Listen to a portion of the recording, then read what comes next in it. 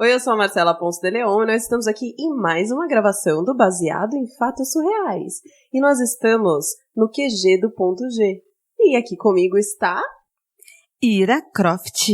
Olá, sejam bem-vindos ao QG do Ponto G e Baseados em Fatos Surreais e com uma surpresa especial, porque hoje nós temos mais um programa junto aqui que vocês já vão saber daqui a pouquinho. Daqui a pouquinho.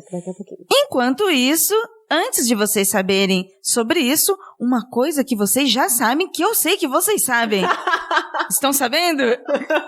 Eu perdi. O que eu ia falar? Eu ia falar o que é o Baseado em Fatos Surreais. Não, é pra pessoa mandar história, né? Não, é pra indicar pra... Tá vendo? Ela sabe, mas ela não sabe.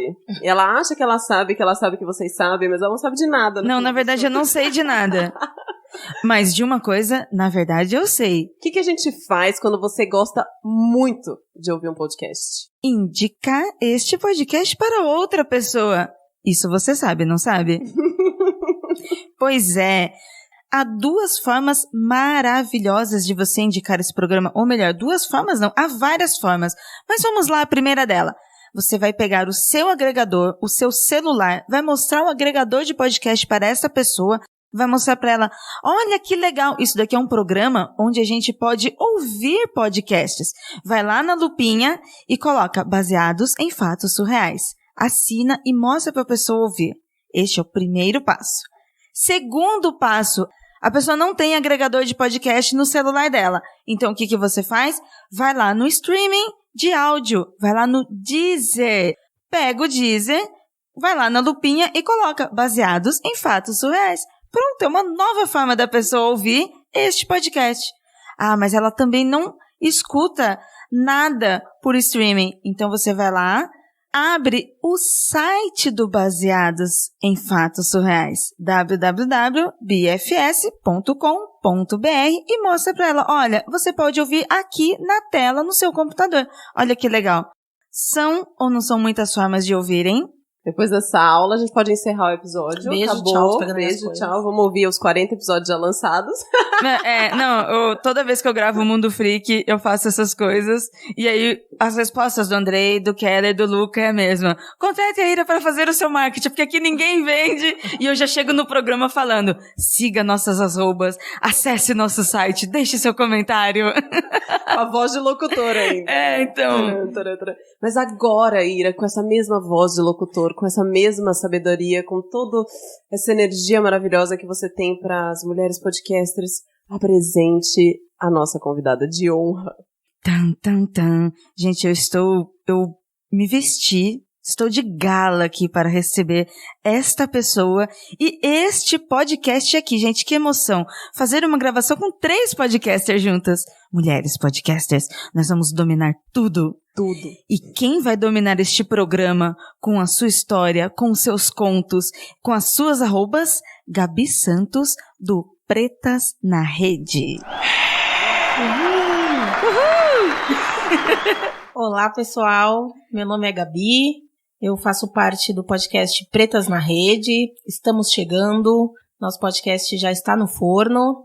Iremos trazer para vocês muitas novidades, muitos assuntos bacanas. Falaremos de cor de cabelo até cor de calcinha.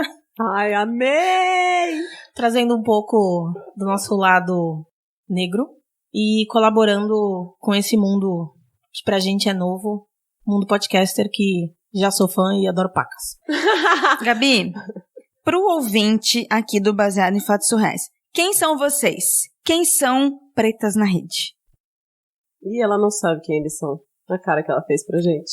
E agora? Viu como era bom você vir gravar Baseado em Fatos Surreais? Eu falei, o Baseado em Fatos Surreais faz a gente falar tudo. Em qual dos sentidos? Gente, que pergunta difícil. O primeiro quem é quem? O primeiro Tudo. sentido que vier na sua cabeça.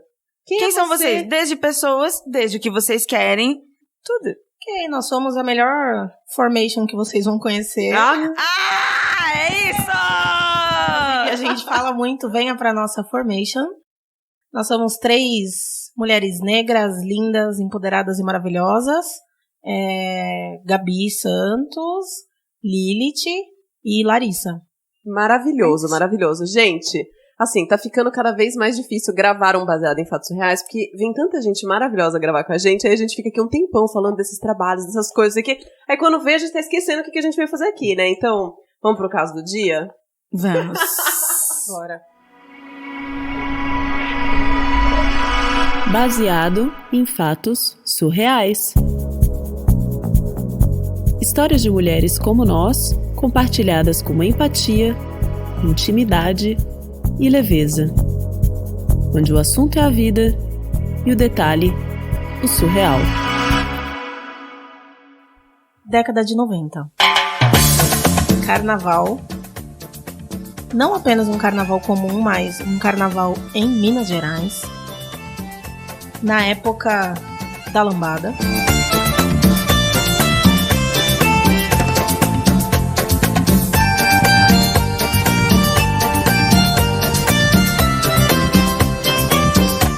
E vamos dar início à sexta-feira fatídica de carnaval. Estava com a galera, na maior curtição, carnaval de rua, música bacana, gente colorida, a melhor vibe do mundo. Carnaval é uma maravilha, né? É uma delícia. Dizem que é a melhor época do ano, né? Quando eu noto um boy, década de 90, uma pessoa, um homem, Como é que a gente chamava um o garoto? É verdade, porque não falava boy, né? Não. Um broto, não. Broto é bem Não, broto é antigo. mais antigo ainda. Um carinha. Um carinha me olhando. Eu notei porque mulher sabe, né, quando tá sendo olhada. Uhum. Novo, grandão, pernas bonitas, alto, divo. Só que eu não dei muita atenção porque de fato eu estava de olho em outro cara. Uau. Que não estava dando muito êxito, porque ele estava me ignorando com sucesso. Ai. Mas o boy que estava me olhando, ele não perdeu a chance. Então ele começou a arrumar formas de chamar minha atenção. Pegar no meu cabelo, me oferecer bebida, puxar papo. Uma dessas eu aceitei. Afinal de contas, cerveja é cerveja no meio do carnaval, né? Não, e depois dessa receita de como ganhar uma menina no carnaval, né? Técnica infalível. Tomamos uma cerveja, conversamos, ele se entrosou com a galera que eu tava.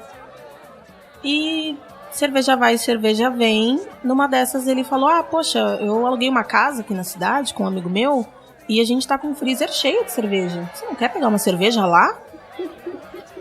Não, nem titubeei, mas é claro que eu quero uma cerveja. De graça ainda, né, gente? Até injeção na testa.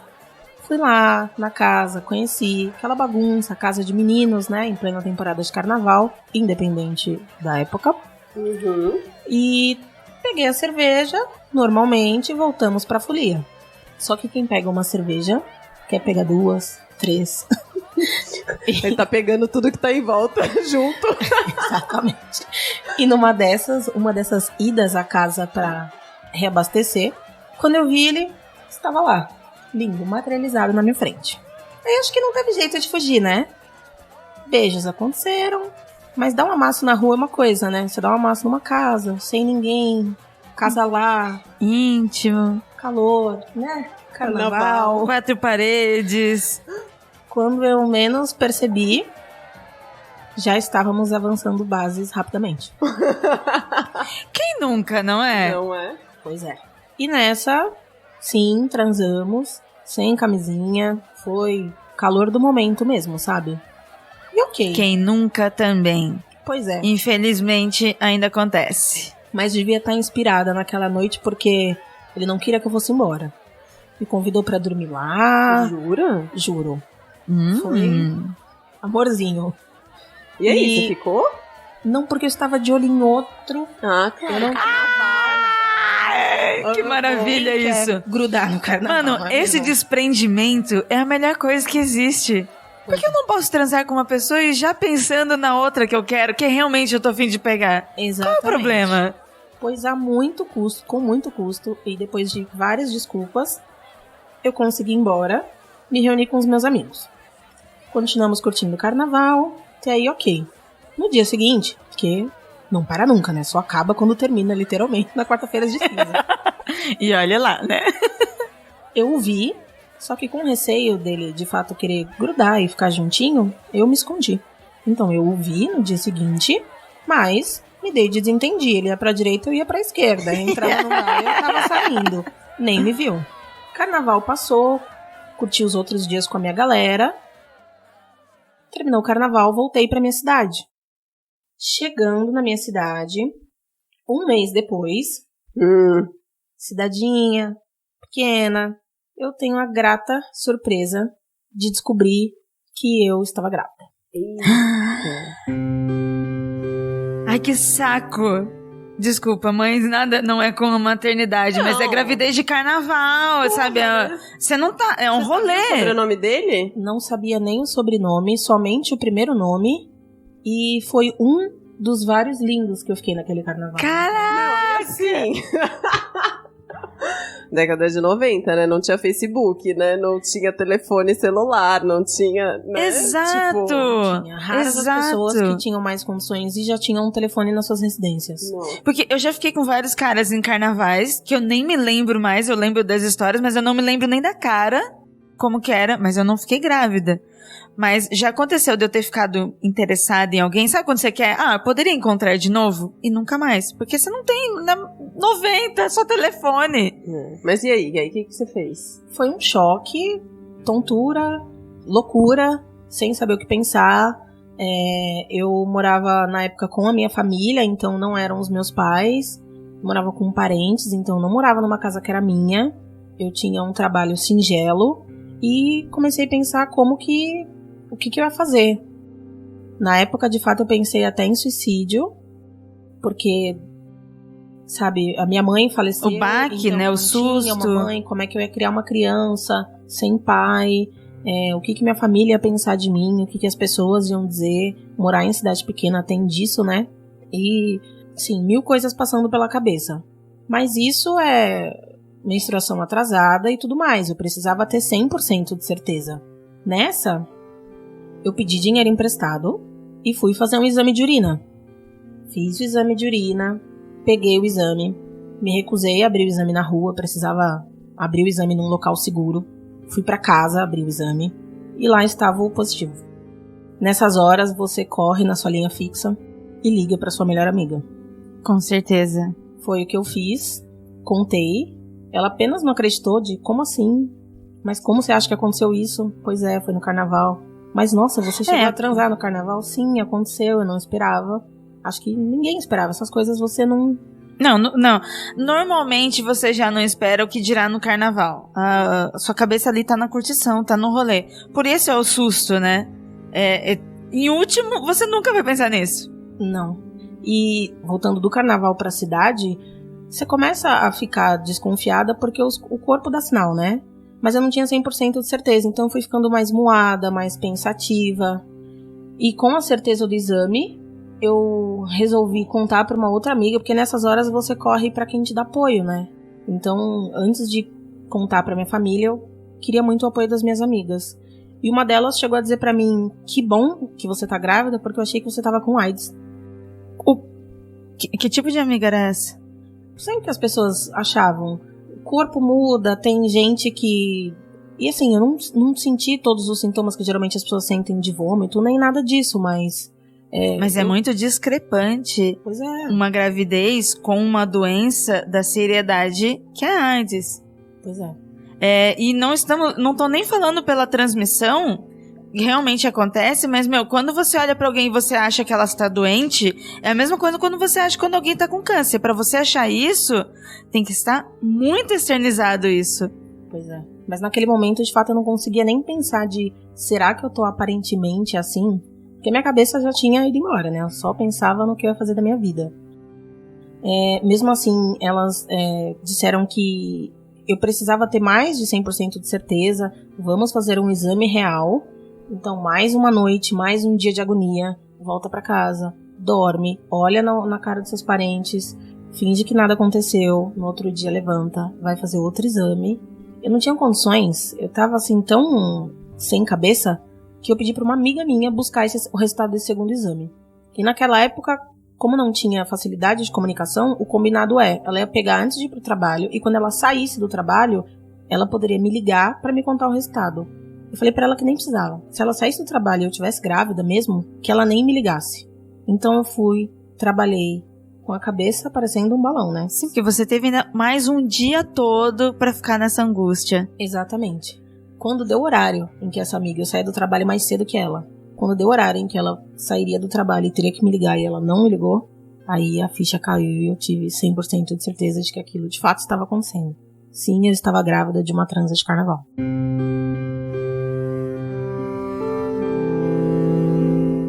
Caraca, gente. Aquelas histórias que você acha que nunca vai ouvir e nunca vai ouvir, nunca vai acontecer com você e de repente é você que tá narrando a sua própria história.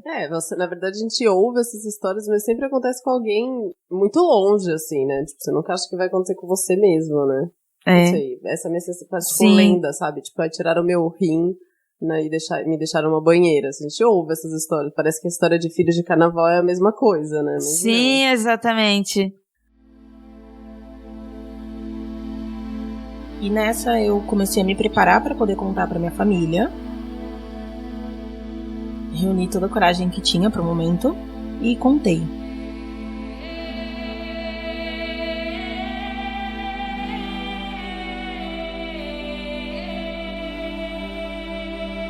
E naquela época as pessoas de fato eram mais reservadas, era uma época totalmente diferente dos dias de hoje, então as pessoas eram mais conservadoras. O meu tio, que foi a pessoa que me deu abrigo, ele de fato ficou muito decepcionado comigo, pois ele sempre foi muito generoso, e isso te corrói por dentro, né? Porque é um momento em que você tá recebendo uma enxurrada de emoções e contar, meio que decepcionar uma pessoa que te apoiou é muito difícil, né? E ninguém contava com isso.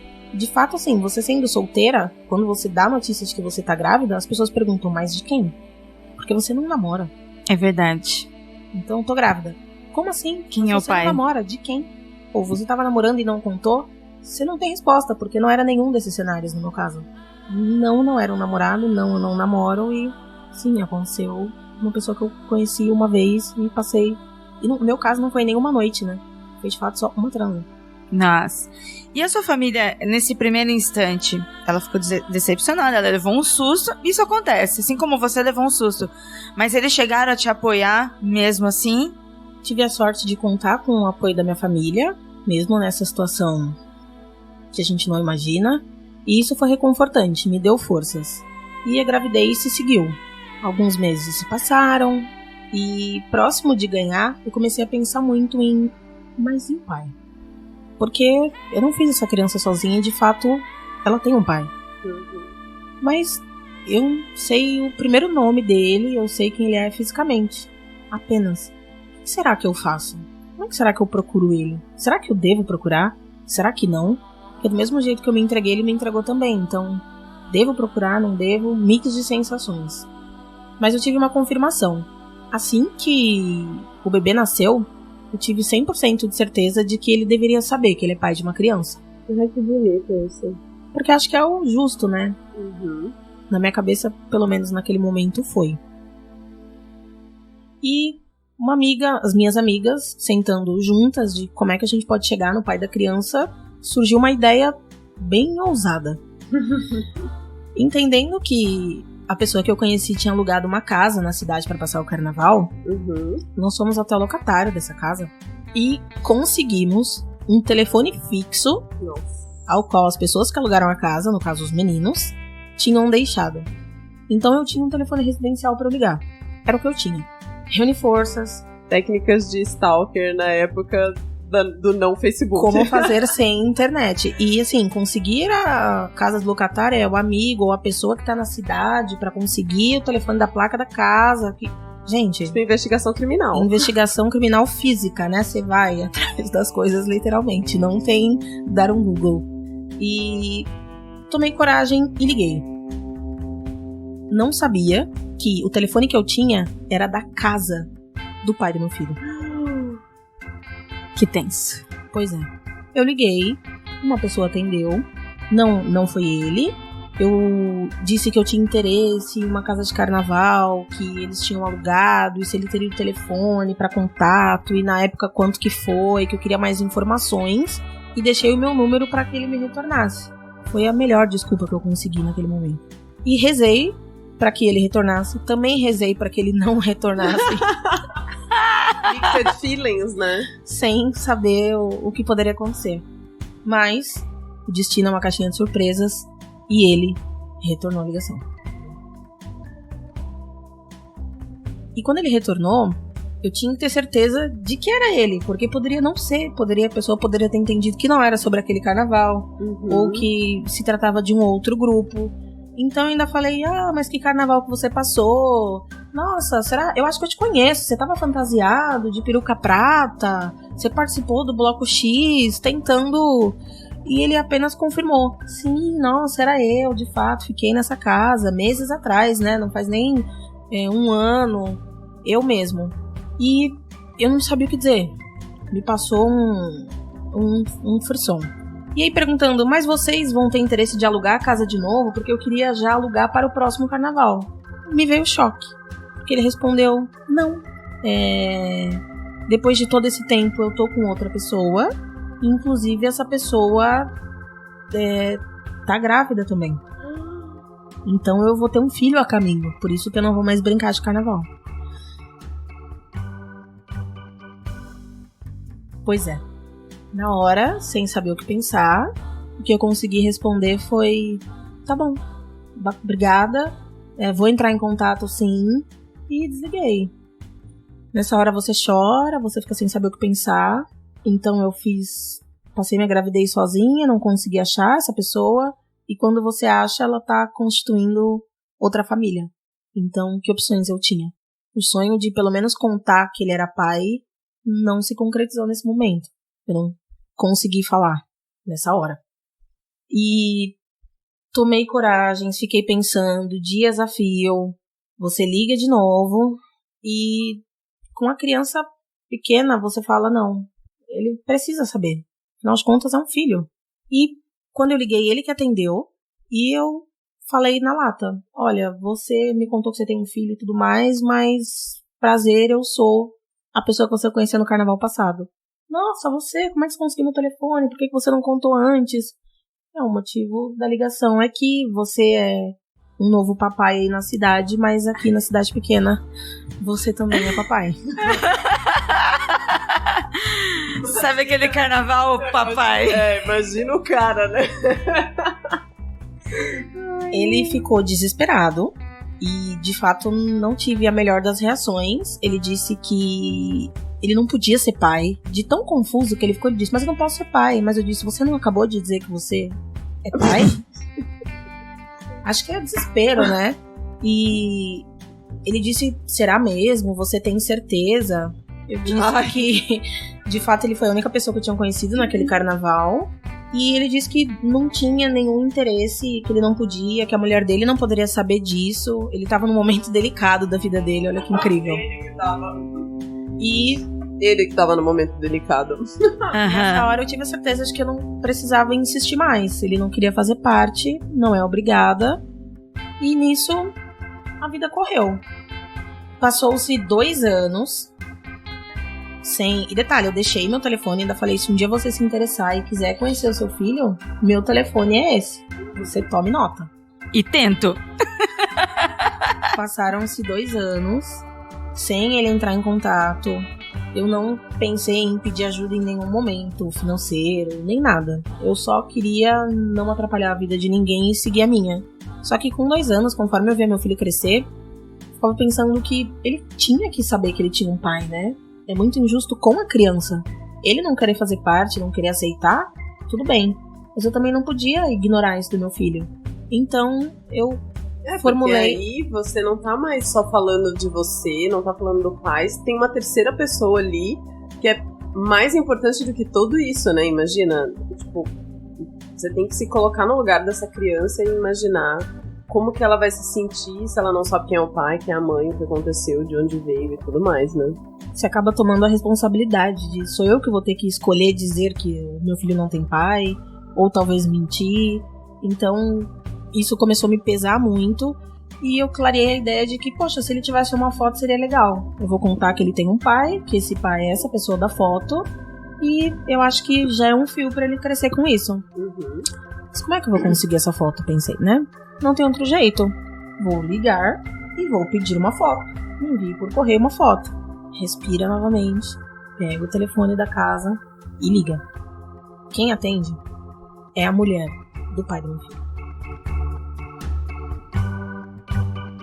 Eu expliquei por alto de que eu precisava falar com ele, eu precisava pedir que ele me enviasse uma coisa pra minha cidade, sem mentir. Também não disse, oi, eu sou a outra mulher que ele engravidou, mas ela me atendeu super bem, então na época eu até desconfiei de que ela talvez soubesse dessa história, mas não confirmei. Ela anotou o recado e disse que pediria pra ele me ligar. Pois ele retornou, e quando ele retornou muito macho. Macho, demais. De que ele não queria mandar foto nenhuma, porque era muito perigoso, porque se alguém da cidade visse e conhecesse ele, mesmo eu morando em cidade pequena, as pessoas visitam, que são cidades próximas, era um risco muito alto, que ele não estava afim de correr, porque ele podia estragar a vida dele. Mas e a vida do meu filho como fica, né? Não insisti, e inclusive ele disse se... Ele ainda me questionou como que eu tava criando a criança, se eu tinha condições, como é que era. Nessa hora eu me assustei, porque, passaram-se 2 anos. Pra quem criou do zero, já tá tudo certo. Eu já tinha uma rotina, eu me virava do jeito que eu podia. Não era o melhor emprego do mundo que eu tinha na época, mas, assim, mãe é mãe, né? Tá criando do jeito que pode. Só que isso não durou muito tempo, essa minha rotina feliz. Com 4 anos, o meu bebê começou a me perguntar do pai dele. Claro, né? Então, por mais que eu quisesse apagar ou não chamar atenção pra esse fato, a cada vinda da escolinha, a cada comentário, a cada brincadeira, mas mãe, quem é meu pai? E papai? Eu conseguia dizer, Ai, que dó. Mora longe, você tem que crescer mais pra conseguir visitar ele, você ainda é muito pequeno, era o que eu dizia, porque eu não queria mentir. Então eu alimentava de, ele mora longe, você é pequeno, e quando você crescer mais, a gente te leva pra conhecer. Não, e muito, muito sábio da sua parte você falar dessa forma, né? Porque você poderia muito, muito bem, tipo... você foi um idiota. Queimar o cara, né? Não, você nunca construiu uma imagem dele de ser uma pessoa ruim pro seu filho, né? Você fez a coisa da maneira mais equilibrada possível dentro dessa situação. Até porque por mais que ele não tivesse te dado esse apoio inicialmente, que ele está completamente errado, mas você também não o conhecia. Exatamente, eu não sabia quem era essa pessoa. Completo estranho. E a vida se seguiu com essa história de você precisa crescer mais, repetindo isso, assim, semanalmente, porque criança quando encana com uma coisa, não esquece. Com 8 anos, ele me chamou para uma conversa séria, em que... Ok que ele tinha que crescer, mas que agora chegou a hora que ele queria conhecer o pai dele. Eu não tive o que fazer. Eu falei, ok, eu vou tentar falar com o seu pai. E foi o que eu fiz. Mais uma vez. E você vê que incrível, né? Sempre se apegando a um telefone fixo de uma casa específica e as pessoas não mudavam de número, né? Toda vez que foi preciso, todas as vezes que eu consegui, que eu precisei, eu liguei no mesmo número e era sempre a mesma casa, as pessoas que eu procurava estavam lá. E foi o que aconteceu dessa ligação quando ele tinha 8 anos. Eu contei que a criança estava procurando por ele e que agora não ia ter mais jeito. Ele ia precisar se apresentar.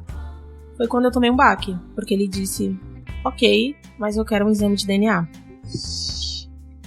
Então, além de tudo isso, teve mais essa. Eu disse, você está no seu direito, eu só não vou pagar por este exame, porque afinal de contas eu já estou criando uma criança, né?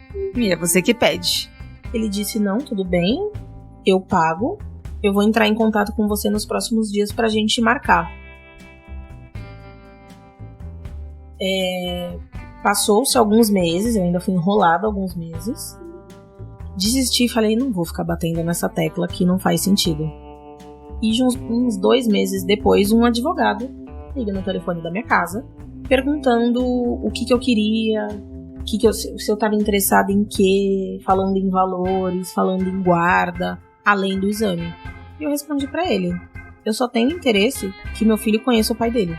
Por mim, não fazia nem DNA se ele não quisesse. Era só pra ele conhecer meu filho precisa ver o pai dele. Apenas isso. Ai, que lindo isso. Pois mesmo assim, ok, falou que ia marcar, mais uma vez, né? Ok, sempre muito obrigada, vou voltar com o meu cliente e a gente se fala. Mas nisso, meu filho tava muito empolgado, porque eu falei que eu ia ligar, e depois como é que dá o retorno pra criança? Olha, eu liguei, mas ele tá dizendo que ele precisa de um exame antes e, sim, você não tem cara de falar isso pro seu filho. E aí eu senti que era o momento de eu tomar uma atitude. Meu filho não podia se prejudicar por conta disso. Então eu fui na Defensoria Pública do Estado e contei a minha história. Na hora, aquelas advogadas que auxiliam, né, pessoas que não têm condições, me disse, mas você tá interessada em quanto de pensão? E eu tive que repetir o mesmo texto pra ela. Moça, eu não tô interessada em pensão. Eu só quero que você faça que meu filho veja o pai dele. Só isso. Ela falou, mas moça, sem eu pedir nada, eu não consigo acioná-lo. Só pra ver uma criança. Então, de fato, a gente vai precisar fazer assim, completo, né? Você precisa pedir, dizer que você quer reconhecer ele como pai do seu filho e tudo mais. Já que essa era a única chance, eu falei que ok. E aí os trâmites começaram a rolar. Num episódio muito chato, onde minha criança ficou doente, eu já tava sem cabeça, sabe? Criança com febre, você só pensa no bem-estar, criança mais chatinha, doentinha e tudo mais. Numa dessas idas e vindas pro hospital, entraram em contato que o advogado, finalmente, eles tinham chegado num consenso e que ele tava na cidade pra ver meu filho. Uau! Pois é, sim, surpreendente. Na hora eu não sabia o que sentir, eu fiquei feliz por ele, nervosa por mim, porque como é que você vai ver uma pessoa que você conheceu 8 anos atrás e não viu nunca mais, e no hospital abre a porta do elevador e aparece o pai do meu filho. Na hora eu pensei, ok, exame de DNA não vai ser necessário. Era a cópia do pai dele. Igual. Moreno, com olhos claros, não tinha nem o que dizer. Se olhava e não tinha, quem não dissesse que não era. Chegou até a ser engraçado nesse episódio. Isso é muito bom, é muita vida esfregando na cara. A vida, olha, eu digo que a vida é uma caixinha de surpresas, sim.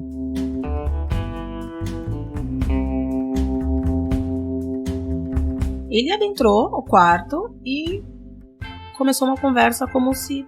Sabe quando você vai em qualquer na feira, na padaria, você conhece uma criança e você conversa com ela? Oi, tudo bem? Tá brincando de figurinha? Pois foi o que ele fez. Entrou, se apresentou e começou a conversar com meu filho. Meu filho muito feliz, conversou, começou a contar história. E criança é uma coisa engraçada, né? Porque parece que toda aquela angústia que ele tinha passado. Afinal de contas, ele tava ali com o pai dele, era o que ele mais queria. Ai, gente, que lindo. Né? Era isso, tipo, as pessoas são tão tensas que elas acham que vai querer extorquir, quer tirar dinheiro, quer atrapalhar a vida, sabe, quer se meter na vida. Não, o filho só queria conhecer o pai, só queria, sabe, ter uma relação, ouvir com ele. Meu, que coisa mais linda, que coisa mais ingênua. Foi, assim, um momento muito lindo. Eu fiquei muito emocionada, feliz pelo meu filho, feliz por ele. Porque, sim, por mais que tenhamos passado todos esses anos, ele poderia ter optado em não conhecer, né? E ele fez a melhor escolha. Após esse período, ele começou a entrar em contato, então ele não deixava de ver, em períodos pequenos, inclusive, ligando sempre pra saber. Começou a fazer parte da vida do meu filho, sabe? E onde eu mais me surpreendi, porque passado algum tempo, um dia, cidade pequena é fantástico nesse sentido. O juiz do fórum da minha cidade ligou na minha casa, dizendo: olha, lembra que você deu entrada em todo aquele processo e tudo mais? Eu acionei o advogado do pai da criança, que ele também conhecia, porque cidade pequena todo mundo conhece todo mundo, e tá todo mundo aqui no fórum. Você não quer vir aqui não pra gente conseguir resolver a papelada e formalizar tudo isso? Fiquei chocada, porque, sim, foi resolvido de uma forma não tão processual. Me ligou, vem aqui e a gente resolve. Pois eu fui, cheguei lá, minha advogada lá, juiz lá, ele lá, o pai da criança lá, advogado, todo mundo. E foi onde me perguntaram se eu ia querer mudar o nome do meu filho eu disse que mudar não, mas acrescentar o sobrenome do pai dele, ele tem esse direito, afinal de contas é uma criança, né? Mulher, você tem que escrever um livro. Como ter um filho de carnaval feliz, sabe? Tudo que ela faz tudo caminha pra esse bom resultado, assim. É um negócio impressionante. Até a escolha do nome. Criança sabe? ter direito de ter o nome do pai e o pai ter o direito de ter o seu nome no filho, né? Independente da situação. Me perguntaram da guarda. Eu fui pega desprevenida porque eu não me preparei pra esse momento, né? Mas ele, nos últimos tempos, ele sim foi um bom pai. Da maneira, desde da hora em que ele conheceu meu filho, ele assumiu o papel de pai que ele tinha. Uhum. Então não existia a possibilidade em eu não permitir. Então sim, nós formalizamos. Na época ainda foi 70% de um salário mínimo da época, o valor de pensão. E a vida seguiu-se. Meu filho cresceu um homem maravilhoso. Na época que ele quis prestar vestibular, ele não conseguiu passar numa faculdade que ele queria. O pai sentou, falou que ia ajudar a pagar a faculdade dele. Que legal. Então a vida assim correu maravilhosamente bem. A surpresa também, ele se dá bem com o irmão que ele teve, porque são quase da mesma idade, né? E ele foi padrinho do casamento do irmão dele, inclusive. É um fato bem bacana.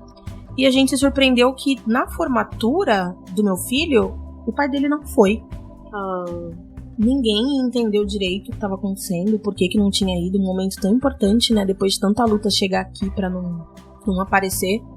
E, de fato, foi mais uma reviravolta daquelas que a vida dá. Porque ele não foi na formatura do nosso filho, porque durante o período de casamento dele... Desculpa, gente, eu tenho que rir, porque a vida é... A vida é surreal. Surreal, sabe? É apenas surreal. Nesse período de casamento, ele se separou por um tempo e conheceu outra moça.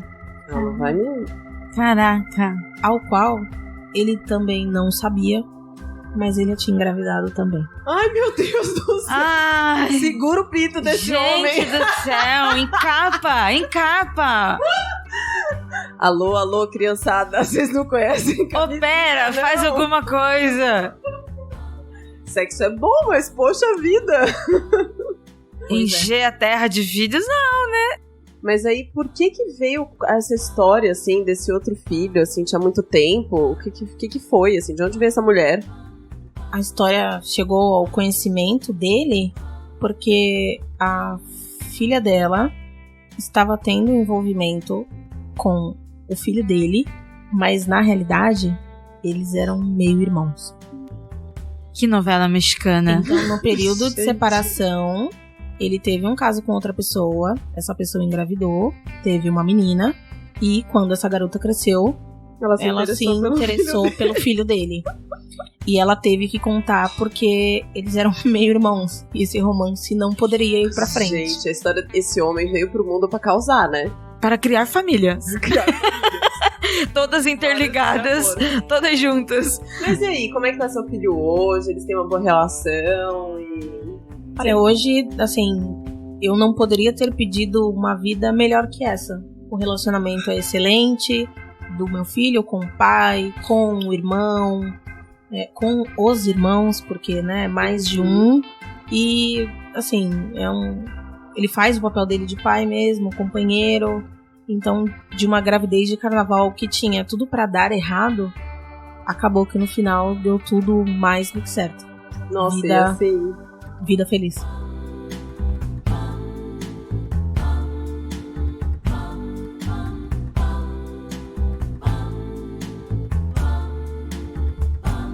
Que mulher maravilhosa que você é, né? Muito obrigada. Porque tem que ter uma paz de espírito, uma coisa assim tão incrível que, nossa senhora. Acho que aí são as cargas que a vida nos dá, né? De fato, foi bem sofrido, mas no final deu tudo certo. Eu sou muito grata por isso. Ter uma família feliz. Que bom.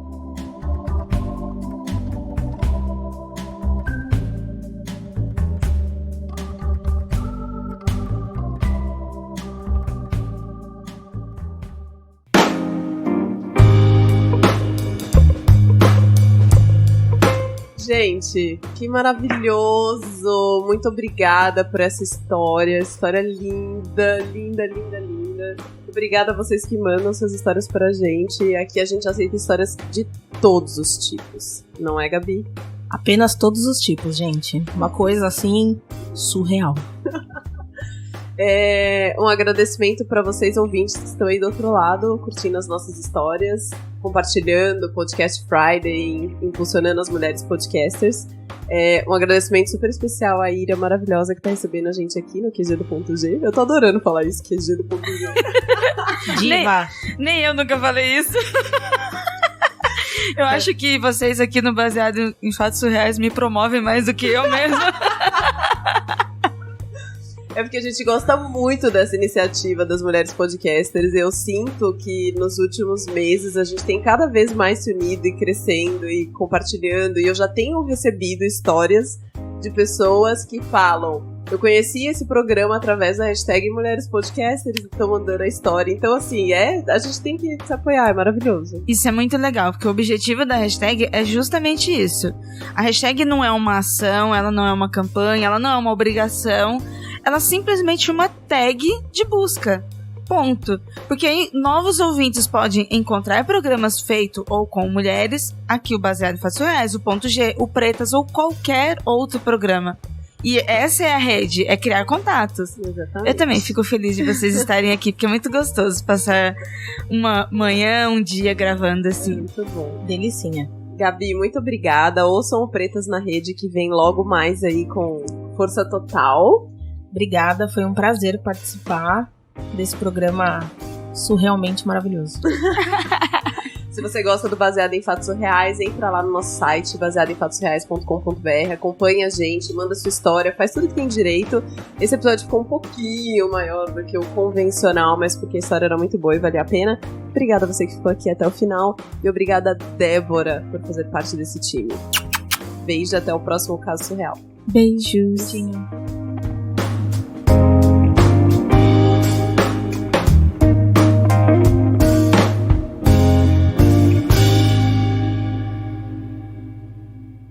Acompanhe Mulheres Podcasters. Este podcast foi editado por Débora Veiga Ruiz.